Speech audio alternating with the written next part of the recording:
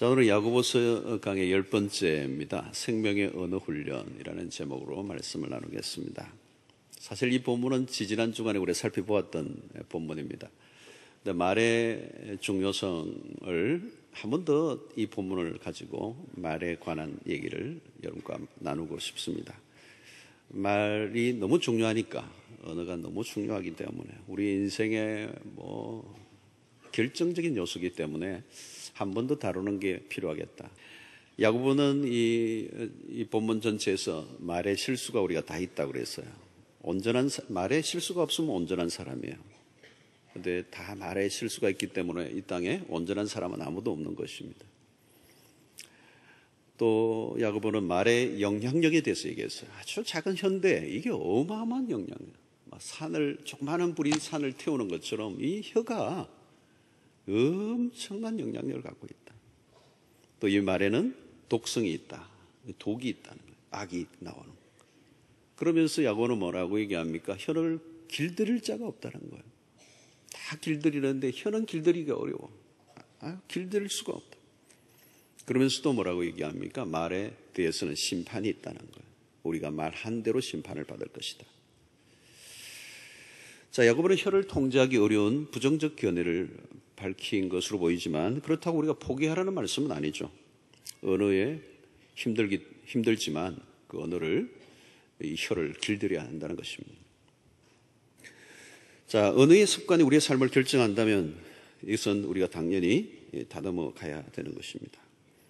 자, 크게 우리가 이 언어를 두 부류로 나눌 수 있습니다. 하나는 파괴적이고 부정적인 언어가 있고, 하나는 긍정적인 언어, 생명을 살리는 생명의 언어, 창조적인 언어가 있습니다.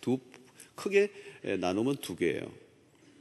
부정적인 언어를 어떻게 최소화하고 또 긍정적인 언어, 생명의 언어를 계속 확대할 것이냐, 이게 우리의 인생을 바꾸는 작업이 되겠습니다. 야고보서에서 우리는 행위를 통하여 우리가 좀 더 성숙해로 가기 위해서 결국 우리의 언어의 문제를 어떻게 훈련할 것이냐, 이 부정적인 언어를 좀 다뤄야 돼요. 어떻게 다뤄야 되죠? 이게 좀 최소화되도록. 자, 부정적인 언어를 몇 가지 좀 열거하면 첫 번째는 비난이에요. 비난. 우리의 입에 이 비난이 많이 익어 있어. 다른 사람의 그 약점과 허물을 자꾸 들추어내는. 제일 안 좋은 거죠. 제일 안 좋은 거. 잠언 26장 22절. 남의 말하기를 좋아하는 자의 말은 별식과 같아서 배속 깊은 데로 내려가나이다. 남의 말을 좋아하는 자의 말은 별식과 같다는 거예요.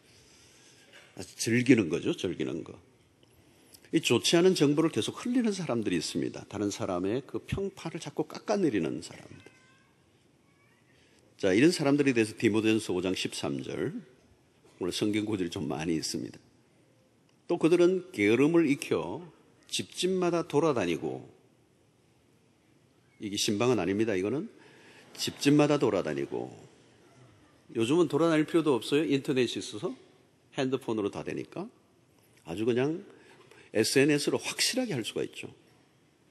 집집마다 돌아다니고 게으를 뿐만 아니라 쓸데없는 말을 하며 일을 만들며 마땅히 아니할 말을 하나니, 이 인신공격성 발언이 가장 질이 안 좋은 겁니다. 그 사람에 대해서 제3자가 그 본인이 없는 데서 그 사람에 대해서 인격적인 공격을 하는 거예요. 굉장히 질이 안 좋은 겁니다.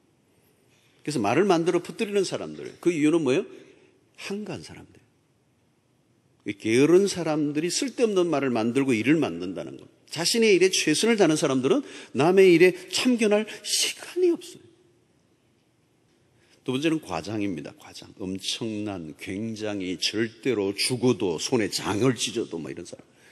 너무 과장은 좀 허풍이죠. 허풍. 호언장담하는 것. 결국은 지나친 강조는 진실성이 결여되는 것입니다. 대화가 될 수가 없죠. 누가 실수를 한 번 한 거 가지고 아이가 실수 한 번 했는데 항상 너는 그래. 그것도 과장이죠, 여러분. 예. 자, 이런 과장법, 우리가 피해야 될 부정적인 언어예요. 거짓도 마찬가지. 자신의 감정이나 진위는 감추고 대화를 하면 진실성이 없어집니다. 말은 괜찮은데 속으로는 전혀 아닌 거예요. 괜찮아. 근데 뒤끝이 있어.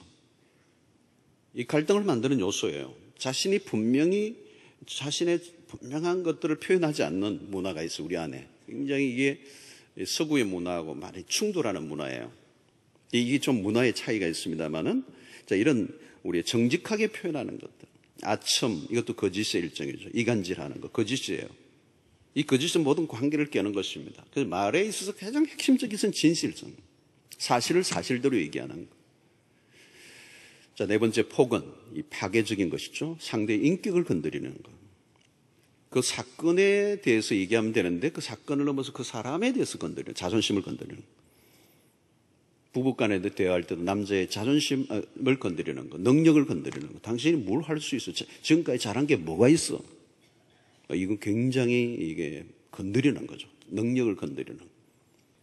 상대방에 모욕을 주는 언어. 이 언어적 폭력은 살인적인 거예요.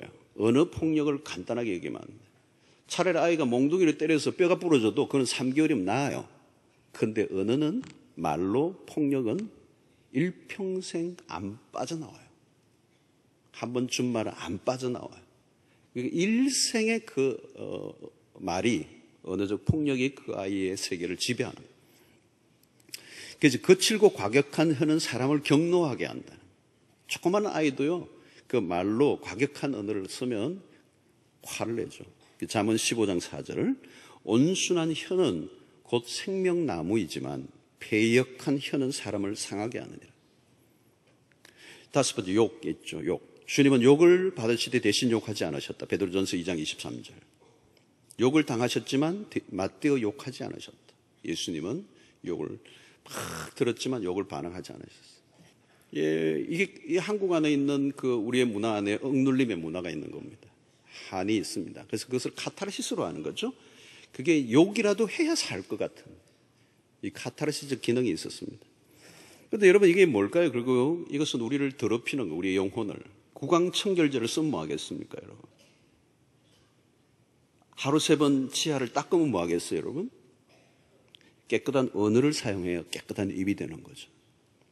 입에 들어가는 것이 사람을 더럽게 하는 것이 아니고 입에서 나오는 그것이 사람을 더럽게 한다고 마태복음 15장 예수님이 말씀하셨어요. 비아냥, 불평 이런 것들이 있어. 비아냥 같은 것도 여러분, 이 비비 꼬인 말이 있어요. 꽈배기처럼. 말이 이상하게 꼬여 있어요. 잘 들으면 이게 아니야 있어. 내일 해가 수쪽이 뜨겠네? 뭐 칭찬인지 아닌지, 잘했다는 건지 못했다는 건지. 불평 같은 것도 마찬가지죠. 이 불신앙의 형태가 불평으로 나오는 겁니다. 불평이 불평이 아닙니다. 감사의 자리가 사라지면, 감사가 빠지면 그 자리에 뭐가 와요? 불평이 자리 잡히는 것이죠. 근데 여기서 우리가 다루는 것은 불평이 그냥 불평이 아닙니다. 어떤 일이 불평할 수도 있는데 불평하는 삶의 태도예요, 태도. 그래서 어떤 것이든 불평이 나오는 거예요.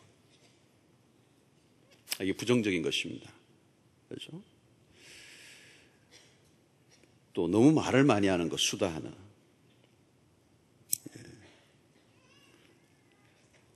결국 우리가 화마라고 그러죠, 화마. 말을 많이 하면 마귀가 그 말을 사용해서 그 시험을 하는 것입니다. 한 말 때문에 이제 당하는 것입니다. 또 누추한 말이 있죠. 누추한 말이라고 그래요. 요즘 성희롱, 음란패설 말하죠. 에베소서 5장 4절에 보니까 누추함과 어리석은 말이나 희롱의 말이 마땅하지 아니하니 도리어 감사하는 말을 하라. 오히려 감사하는 말을 하라. 요즘 성희롱 문제 굉장히 이슈입니다. 학생들, 교사들도 학생들에게 성희롱 해가지고 막바로 면직돼 버리죠. 요즘 처벌받습니다. 그래서 에베소서 4장 29절에 무릇 더러운 말은 너희 입 밖에도 내지 말고 오직 덕을 세우는데 소용되는 대로 선한 말을 하여 듣는 자들에게 은혜를 끼치게 하라. 무릇 더러운 말은 너희 입 밖에도 내지 말고. 예. 자, 그러니까 여러분, 우리가 이 말을 한다는 것은 그냥 말이 아니고 말하기 전에 좀 생각을 좀 해야 된다. 이 해도 되는가 안 되는가. 잠언 15장 28절이죠. 의인의 마음은 대답할 말을 깊이 생각하여도 악인의 입은 악을 쏟느니라. 생각의 과정을 그냥 쏟아버리는 거예요. 악을 쏟아낸다는 것. 생각을 통하여 그 언어의 숙성 과정이 전혀 없는 것입니다. 그러면 실수할 수밖에 없는 실언을 하는 것입니다. 내뱉어 버리면 이제는 더 이상 다룰 수가 없어요. 그냥 물을 엎질러 버리는 것입니다. 그래서 생각하고 말하는 습관은 매우 중요한 것입니다. 성경이 우리가 말씀하는 잠언서. 자, 이런 부정적인 언어들을 우리에게 계속 제거하는 작업은 반복해서 우리가 노력을 해야 됩니다. 그게 우리의 삶에 공해가 되고 소음이 되고 우리의 삶을 파괴하기 때문에. 그러면 어떻게 해요? 긍정적인 언어를 적극적으로 써야 되죠. 생명의 언어들. 자, 첫 번째 어떤 게 있습니까? 감사예요. 매사에 감사를 표현하는 거죠. 이 습관입니다. 습관. 지금 다루는 것은 습관. 감사하는 습관. 예, 아주 작은 일들 속에서도 그냥 지나치지 말고 땡큐, 감사하는 거예요. 이 감사는요, 생명의 언어예요. 우리를 살려요. 관계를 살려요.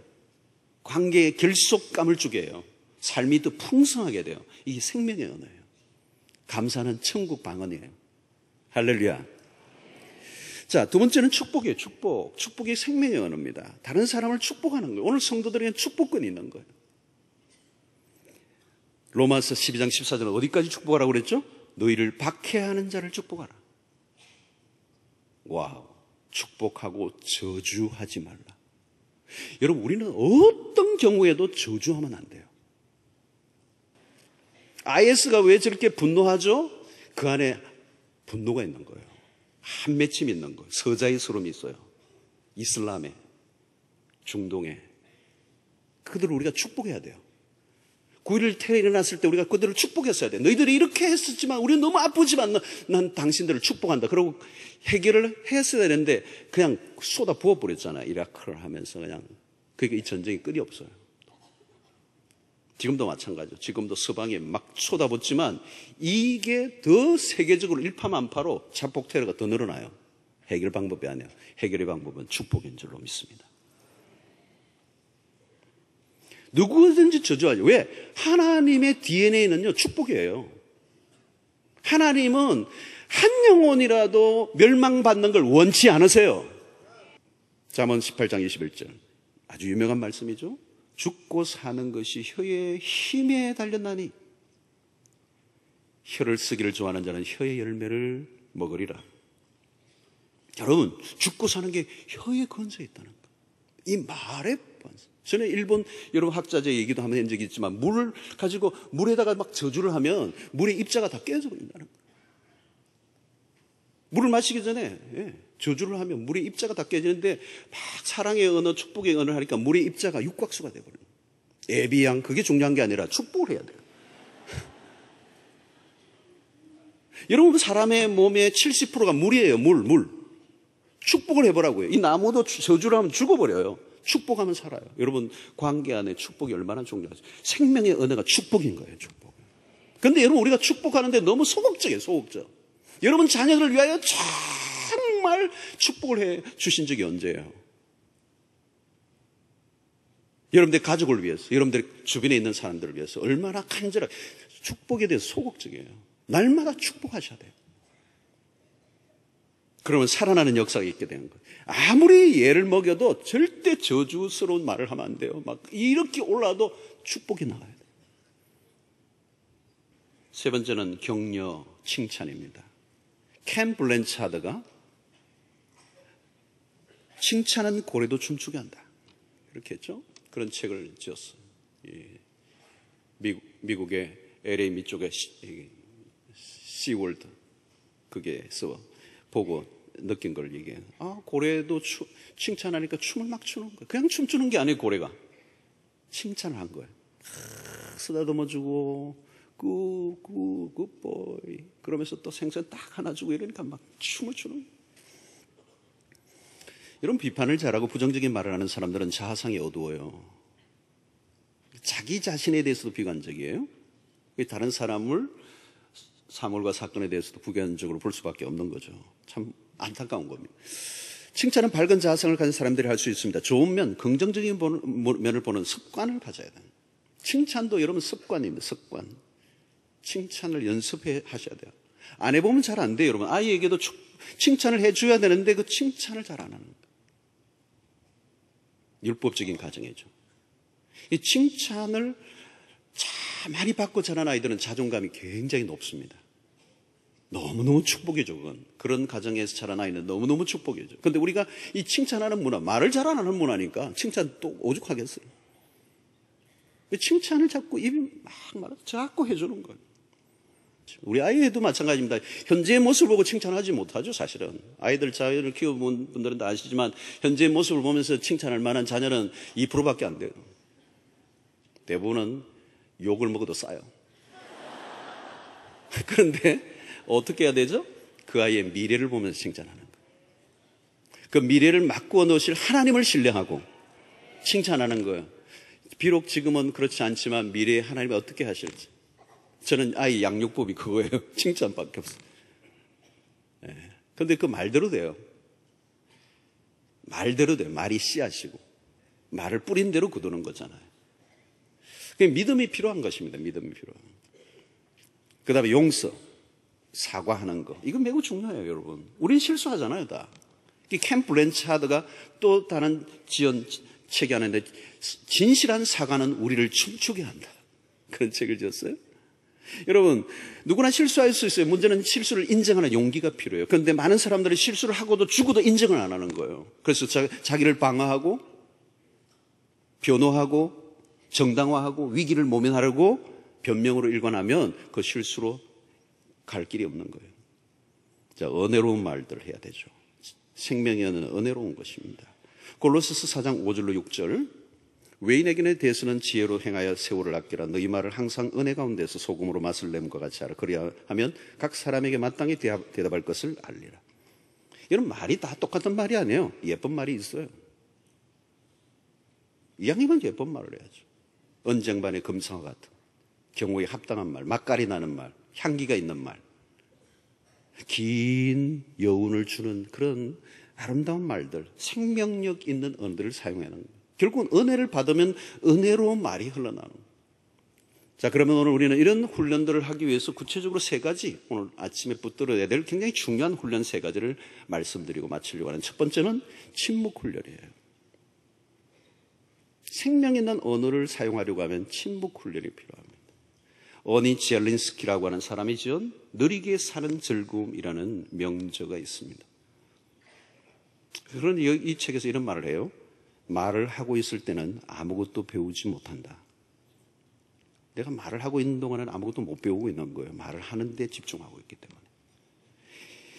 침묵 자체가 좋은 가르침입니다. 좋은 가르침이에요. 침묵 자체가 좋은 가르침. 침묵하면 어마어마한 깨달음이 와요. 가르침을 받아요. 말을 적게 하는 게 중요합니다. 그런데 어려운 게 뭐냐면 말을 적게 하는 거예요.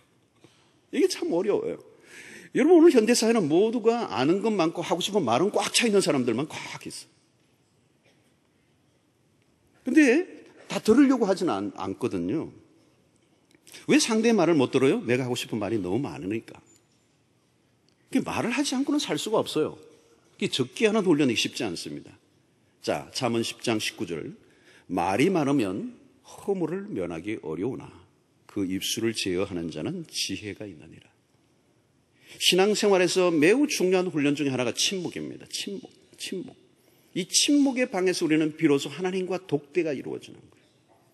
오늘 이런 사람이 많은 곳에서 하나님과 독대하기 쉽지 않아요. 침묵의 방으로 들어가면 하나님과 독대하게 되고 그 침묵 속에서 하나님에게 나아가고 하나님의 음성을 듣게 되는 것입니다. 기도라는 것도 결국은 침묵 속에서 이루어지는 것입니다. 일방적으로 쏟아 올리는 그 기도로만 하나님과의 교통이 이루어지는 건 아니에요. 중요한 것은 그분의 음성에 귀를 기울이는 침묵. 이 침묵의 방에서 언어가 재련되고 정제되는 작업을 하게 되는 것이고 그 작업을 그치게 될 때 마침내 내 안에 생명의 언어가 어느 날 흘러나오기 시작하는 거예요. 침묵 후에 흘러나오는 그 말은 큰 울림이 있는 거죠. 그게 생명의 언어가 되는 것입니다. 침묵의 과정을 거쳐야 된다. 여러분, 침묵을 통해서 중요한 것은 그냥 침묵이 아니에요. 하나님의 음성을 듣는 것입니다. 자, 그러면 우리가 두 번째 해야 될 중요한 훈련은 경청 훈련입니다. 침묵의 훈련과 경청 훈련. 야고보 1장 19절에 말씀하죠. 내 사랑하는 형제들아, 너희가 알지니 사람마다 듣기는 속히 하고 말하기는 더디하라. 듣기는 속히 하고 말하기는 더디하라. 여러분, 대화에 있어 첫 번째 원칙은 듣는 것입니다. 우리는 말을 하려고 그러는데 대화의 첫 번째 원칙은 듣는 것입니다. 그런데 우리는 잘 듣지 못해요. 여러분, 부부관계 갈등의 대부분 뭡니까? 대부분 상대방이 내 말을 잘 들어주지 않는다에 대한 불만이에요. 그게 왜? 아내도 남편도 자기가 하고 싶은 말만 갖고 있는 거예요. 만나면 자기가 하고 싶은 말만 하는 거예요. 상대 말에 귀를 기울이잖아요. 만약에 경청의 기술만 훈련만 되어도 부부의 관계 갈등은 해결돼요. 폴 틸리는, 유명한 신학자인데요, 폴 틸리는 이런 말을 해요. 사랑의 첫 번째 모습은 경청이다. 사랑이 뭐냐고요? 경청이에요. 사랑한다면 들어주는 거예요. 그냥 듣는 게 아니에요. 말을 듣는 게 아니라 그 말하는 사람의 의도까지, 그 심중의 깊은 것까지 듣는 거예요. 여러분, 다른 사람의 말에 귀를 기울여주면 치유의 역사가 일어나는 겁니다. 그래서 우리의 언어는 경청으로부터 출발되는 겁니다. 사람들은 내 말에 귀를 기울여줄 사람을 찾는 거죠. 말을 잘 들어주기만 해도 좋은 친구를 얻을 수 있어요. 결국은 우리의 언어는 내가 말하는 게 아니라 듣는 것입니다. 들을 때 말을 하는 것입니다. 진정으로 들을 때 우리는 소통이 일어나는 것입니다. 세 번째, 묵상훈련. 자, 세 번째 훈련은 묵상훈련입니다. 119편, 시편 119편 11절에 보니까 내가 주께 범죄하지 아니하려 하여 주의 말씀을 내 마음에 두었나이다. 하나님의 말씀을 마음에 두는 이유가 하나님의 말씀을 내 안에 두어서 범죄의 순간에 그 말씀이 역사하여 그 범죄치 않게 하기 위해서. 결국 뭐냐면 내 마음에 뭘 담고 있느냐가 중요하다는 거예요. 담겨 있는 게 뭐냐? 담겨 있는 것에 따라서 달라지는 거예요. 담겨진 그릇에 무엇이 있느냐에 따라서 독설이 나오기도 하고 생명의 은혜가 나올 수도 있는 것입니다. 입력한 것이 출력되죠. 인풋이 있어야 아웃풋이 되는 거예요. 먹은 게 나오는 거죠. 채워진 게 흘러나오는 것입니다. 그러니까 독서가 매우 중요해요, 여러분. 어떤 책을 읽느냐 중요한 거잖아요. 엄청나게 중요하죠. 여러분, 유진 피트스 목사의 이 책을 먹으라는 책이 있어요. 책 제목이 이 책을 먹어라. 이 책은 성경이죠. 그냥 성경을 읽는 게 아니고 존재 전체에 그 말씀이 스며들게 하는 거예요. 그 묵상을 통하여 나의 생각과 나의 언어가 하나님의 생각과 하나님의 언어로 바뀌는 것입니다. 묵상을 계속하면 내 안에 뭐가 들어와요? 하나님의 생각이 들어오는 거예요. 하나님의 말씀이 들어온다는 말은 뭐예요? 하나님의 언어가 들어오는 거예요. 그래서 내 안에 새로운 창조의 역사가 일어나는 것입니다. 그래서 말씀 묵상이 깊어지면 우리 안에 새로운 창조의 역사가 우리 안에 일어나는 것입니다. 말씀을 묵상하다 보면 그냥 말씀이 아니죠. 그 말씀은 곧 인격이잖아요. 이 성경은 그냥 말씀이 아니고 하나님의 인격이 담겨 있는 거예요. 살아있는 하나님의 말씀, 그것은 곧 하나님의 살아있는 인격을 대하는 것입니다. 그 말씀을 묵상하고 있으면 하나님의 인격이 내 안에 들어오는 거죠. 그 인격이 내 안에서 지배하면서 그 인격이 주장하셔서 흘러나오는 말씀은 진리가 되고 생명이 되는 어마어마한 일이 일어나는 거예요, 여러분. 그러니까 이 언어는 존재예요, 존재. 그분의 인격이란 말이죠. 그걸 묵상하는 게 이 말씀을 묵상한다는 게 얼마나 놀라운 것인지 모릅니다. 생명의 언어를 사용할 수 있게 되기를 바랍니다. 언어가 바뀌면 인생도 바뀌어요. 언어의 격이 인생의 격입니다. 사람을 살리는 말, 덕을 세우는 말로 관계를 세우고 회복시키고 공동체를 세우는. 그래서 골로새에 있는 말씀처럼 사랑 안에서 참된 것을 말함으로 우리의 아름다운 혀의 열매를 맺어가는 축복된 인생이 되시기를 주의 이름으로 축원합니다.